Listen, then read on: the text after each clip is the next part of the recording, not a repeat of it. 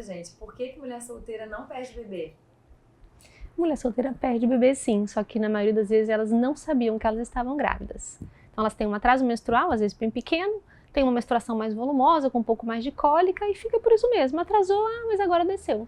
Não fizeram o exame de gravidez, não estavam esperando a gravidez e ficou apenas como uma menstruação que desceu forte demais depois de um atraso pequeno. É diferente de quando a mulher tá tentando e que a gente fica nessa ansiedade de fazer aquele beta. De fazer o exame antes da menstruação atrasar. Falta 2 dias para menstruar. Já começam os sintomas imaginários da gravidez, o peito já fica inchado, a cabeça já fica doendo, a barriga já enche um pouquinho, faz o exame, deu beta de 50, se considera grávida, toca o pré-natal.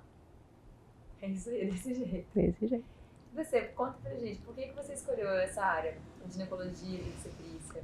Eu fiz vestibular para virar obstetra. Não fiz para virar médica. E, na verdade, a vida me deu uma rasteira. Eu desisti da obstetrícia no final da faculdade, que eu falei que eu não queria essa vida bagunçada, que eu não queria essa imprevisibilidade. Na hora de me inscrever para a prova de residência, eu falei, não vou fazer isso não, apesar de ter passado 6 anos da residência muito focada em ginecologia e obstetrícia. E fiz prova para cirurgia geral, que eu achei que eu ia virar cirurgiã plástica. Entrei na residência e no primeiro ano eu larguei a residência porque não era aquilo que eu queria. E ainda assim não me convenci que eu precisava fazer obstetrícia. Eu continuei pensando que aquilo não era para mim, que aquela vida sem regra não era para mim, que trabalhar demais e noites mal dormidas e que eu ia viver de plantão e que eu nunca ia conseguir viver de consultório, fazer o que eu amava. Rodei, trabalhei com terapia intensiva e por fim resolvi. Falei, não, essa vida não é isso que eu quero não. Vamos parar esse negócio por aqui logo e vamos tomar o rumo certo. Eu me rendo. E fui. E quando você me achei, me encontrei. Que bom. E quando você se tornou mãe, esse olhar de obstetra, ele mudou? Ele mudou antes. Ele mudou quando eu comecei a tentar engravidar e não consegui. Mudou nesse momento, porque no geral, as pacientes que querem engravidar e não conseguem, mesmo quando elas querem por um tempo pequeno e não conseguem, estou tentando há 4 meses, estou tentando há 6 meses, elas ficam muito ansiosas, elas levam isso muito para o médico e na verdade a gente não tende a ter muita paciência com isso. A gente fala, mas é 1 ano para esperar, então vamos esperar, mas a paciente está ansiosa, ela quer investigar, ela quer procurar, ela quer saber se está tudo bem. Isso me fez mais paciente, me fez ter mais paciência, me trouxe mais empatia com essas pacientes, nessa questão do querer engravidar, depois do não conseguir engravidar, depois do diagnóstico da infertilidade, depois do tratamento para engravidar, depois das inúmeras injeções, dos inúmeros exames, das transferências, dos negativos, do aborto. Isso tudo me fez mais gente como as minhas pacientes. E isso fez uma diferença na minha assistência. E depois que eu me tornei mãe, também fez uma diferença muito grande em relação à gestação, ao desejo do parto, às intercorrências do parto, o parto que não foi o que eu esperei, então as dificuldades da amamentação, tudo isso me trouxeram muito para a realidade. Me chamaram, exatamente, me chamaram muito para a realidade e hoje eu entendo muito melhor o que elas passam e sei muito melhor opinar, aconselhar, e a gente troca experiência não só como médico-paciente, como mãe, né? Isso. Ficou mais legal o relacionamento. E o parto? Hoje a gente tem uma visão um pouco mais real do parto normal e eu acredito que um pouco ainda menos real da cesariana. O que tem na cesariana que não se fala hoje? Porque muitas vezes a cesariana é vista como uma... Na maioria das vezes eu acho que a cesariana hoje é vista como uma pequena cirurgia. E ela não é uma pequena cirurgia, ela é uma cirurgia de médio porte. É uma cirurgia abdominal de médio porte que envolve riscos de lesão de outros órgãos abdominais, né? A gente corta 7 camadas até chegar no bebê, depois tem que fechar aquilo tudo. Então tem risco de aderência, tem risco de lesão de bexiga, tem risco de lesão de intestino, tem risco maior para uma outra gravidez, por conta daquele monte de ponto, daquele fechamento do útero que a gente faz. Então, eu acho que isso não é falado. As pessoas ainda acham que a cesariana é meio um zíper. A gente abre, tira o nenê e fecha. E não é desse jeito, né? Isso tem que ser mais dito, tem que estar mais explícito. A gente vê polêmicas a respeito do parto normal, vídeos que chocam, fotos que chocam, mas a cesárea não. Normalmente a gente vê um tecido e o neném sendo retirado e a mãe ali lúcida e tal, sem dor, né? Com uma analgesia, uma anestesia que foi totalmente, tudo muito programado, datas e planos cumpridos. E em relação ao parto normal? A gente vê que o número está crescendo, né? Por diversos fatores sociais, é uma consciência... Orientação, melhor. Mas você acha que hoje é uma questão de consciência ou a gente está passando por um modismo? Não, eu acho que as pessoas estão ficando mais conscientes. Existe um foco hoje sobre o nascimento fisiológico, sobre que é fisiológico nascer pela vagina, que não é fisiológico nascer cirurgicamente. E as pacientes, a população, eu acho que a comunidade tem entendido que por ser mais fisiológico, apesar de se ter dor, sim, apesar de ser um evento visceral, apesar de ter dor, apesar de ter grito, apesar de ter sangue, apesar de ser um processo às vezes longo, às vezes extenuante, às vezes insano, mas que no final o benefício para a mãe e para o bebê é muito importante, é muito observado, é muito sentido, o vínculo com o bebê é diferente, a amamentação fica diferente, a recuperação, na imensa maioria das vezes, é muito mais fácil que de uma cesariana. Então eu acho que essa conscientização é importante. Mas sempre existe uma coisa que eu converso muito no consultório, a romantização do parto, né? O negócio está meio novelístico, né? Meio novela das 9. E não é bem assim que funciona, porque muitas vezes o que a mídia divulga são fotos bonitas, né? Fotos da mulher lá agachando, fotos andando de mão dada com o marido, fotos bonitas, mas que não trazem de fato a verdadeira fisiologia do processo. Muitas vezes também o que se posta, quando ela posta a expulsão. Saiu, recebeu, indo. E o que antecedeu? Toda a jornada até aquele momento, né? Tudo que se viveu e tudo que teve que se viver durante o pré-natal para estar preparada para aquele momento, para estar pronta para aquele momento. Talvez esconda-se um pouco o que acontece antes do parto normal e o que acontece depois da cesárea, né? Toda aquela sutura, aqueles pontos, aquela dor. Então ainda são assuntos Então eu acho que ainda precisa se tirar um pouco desse romance sobre o parto. Eu acho que há de ser entendido que quase sempre é o melhor para a mãe e para o bebê. Quase sempre a recuperação é mais fácil que da cesárea. Quase sempre facilita o vínculo com o bebê, facilita a amamentação, diminui a depressão pós-parto. Mas não é romance. Parto é hardcore. Não tem novela não. Tem uma gestação que a maioria das mulheres só fica sabendo que ela existe quando elas passam por isso. Eu, inclusive, passei, são as gestações anembrionadas ou anembrionárias, e eu descobri que isso existia quando eu vivi. E quando eu fui conversar com as pessoas falavam, eu passei, mas a minha prima teve. Mas por que não se fala disso? Conta pra gente, o que é uma gravidez anembrionada? A gravidez anembrionada é quando não existe o embrião. Existe o saquinho gestacional, você faz ultrassom, vê aquela bolinha de líquido. O beta é positivo? O beta é positivo, e muitas vezes você faz só um beta qualitativo, você não faz nenhum quantitativo, sim ou não. Então é positivo, a menstruação atrasou, você fez o beta positivo, esperou o prazo de fazer o seu ultrassom, foi lá, só viu um saquinho gestacional. Às vezes repetiu o beta, não evoluiu também, repetiu o ultrassom, não apareceu o embrião e você recebeu o diagnóstico de uma gestação anembrionada, ou seja, de fato não há um bebê. Aquela gestação não vai evoluir.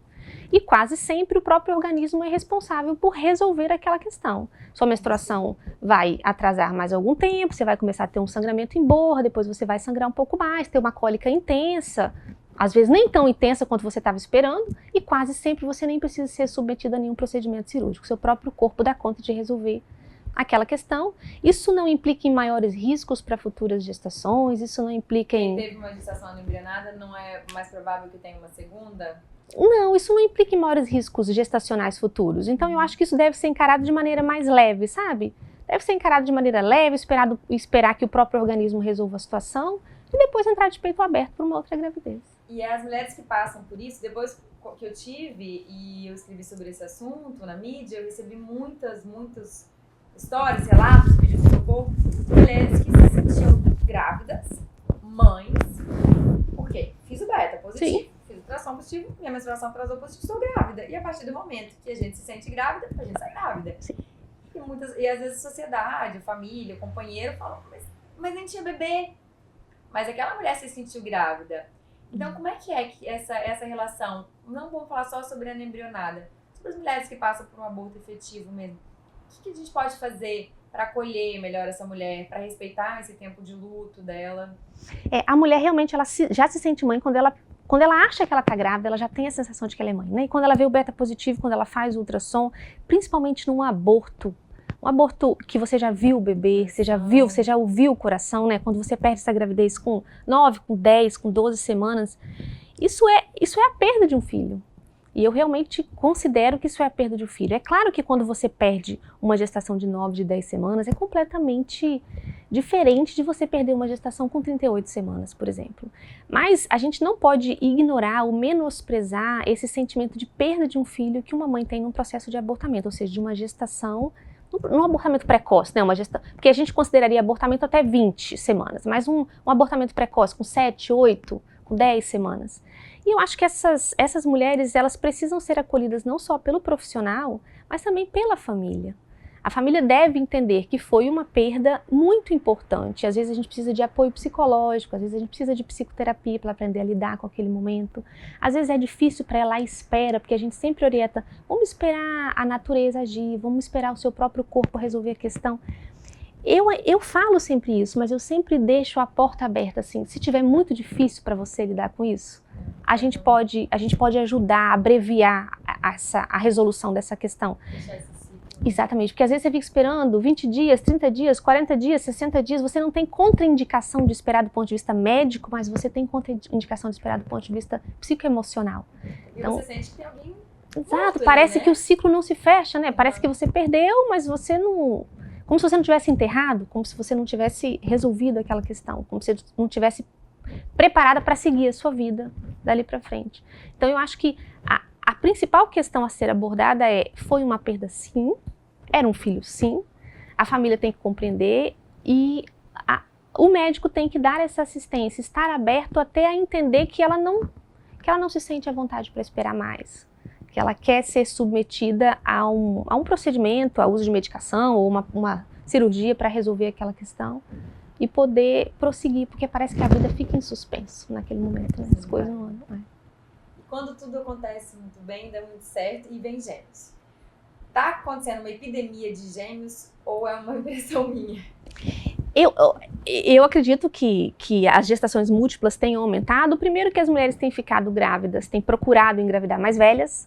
E às vezes elas favorece a gestação gemelar. E segundo que elas têm demandado a medicina reprodutiva a mais. Por conta disso, a gente adia, porque a gente quer trabalhar, a gente quer doutorado, a gente quer mestrado, a gente vai querer engravidar com 38 e às vezes as coisas não acontecem como a gente previa.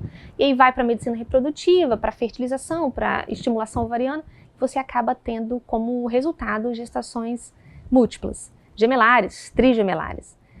E são gestações delicadas, são gestações consideradas de alto risco, mas hoje a gente já consegue lidar com isso de uma maneira mais segura. A gente já tem mais essas gestações sob melhor controle. E às vezes já existem filhos. E a gestação gemelar vem no depois, né? Então às vezes aqueles filhos também vêm para o consultório. E aquilo é claro que o nascimento, mesmo o nascimento é sempre um evento, mas um nascimento de múltiplos, né? Isso gera uma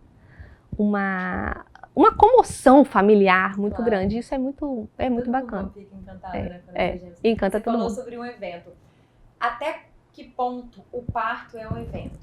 Ele é assim, um tipo de alegria, de curiosidade, de movimento familiar, mas até que ponto a família pode ou deve participar desse momento, que, querendo ou não, é um momento muito íntimo de uma mulher, não só pela questão física, né? Ela está exposta, falando de um parto normal, um parto natural. Até que ponto as pessoas devem participar de um parto e até que ponto... Até o ponto que o casal se sente à vontade. Eu já fiz parto vaginal, normal, com a mãe, o marido e mais 8 pessoas na sala de parto, da família. Torcida, né? Uma torcida, e tava tudo bem, ela queria sim, e foi lindo. E eu já fiz parto de que ninguém sabia que ia nascer, só tava a mãe, o pai e os avós descobriram que tinha nascido de manhã. E tá tudo bem. Eu acho que o que vale é o que o casal deseja. Mas deve ter havido nesse segundo momento, nesse segundo cenário que você contou, deve ter havido uma complicação ali, uma briga de como que aconteceu, a gente não ficou sabendo, né? Não, eles falam, mas o parto era nosso, era o meu neto. A gente já conversa muito isso. Quem vai estar no seu parto? O que você sente à vontade para ter no seu parto ou não? Né? Até porque, muitas vezes, a notícia escapa e a família chega no hospital. E a gente precisa segurar ou deixar, às vezes, uma amiga muito próxima, às vezes uma irmã, às vezes uma... É muito comum ir uma amiga que já viveu aquela experiência, que já teve, além da doula, que já viveu aquela experiência. E quase sempre a família é avisada quando está quase nascendo. Né? E aí todo mundo chega no hospital, o bebê geralmente já acabou de nascer, e aí entram na sala de parto e fazem visitam, né? E fazem todo aquele reconhecimento inicial. Foi um prazer, obrigada. Prazer é meu. Obrigada eu. Dá vontade de ficar conversando com você aqui o tempo todo. Obrigada eu pelo convite. Pra gente falar um pouco mais sobre o nascimento. Há um tempo, você como pediatra falou uma frase que me marcou. Febre é bom. Febre é bom? Claro, febre é bom, sim. Sinal de que o sistema imunológico da criança está atuando. O estresse, né, familiar, ele influencia muito no adoecimento da criança. A entrada da criança na creche muito cedo é um problema. A criança começa a passar por infecções muito precoces.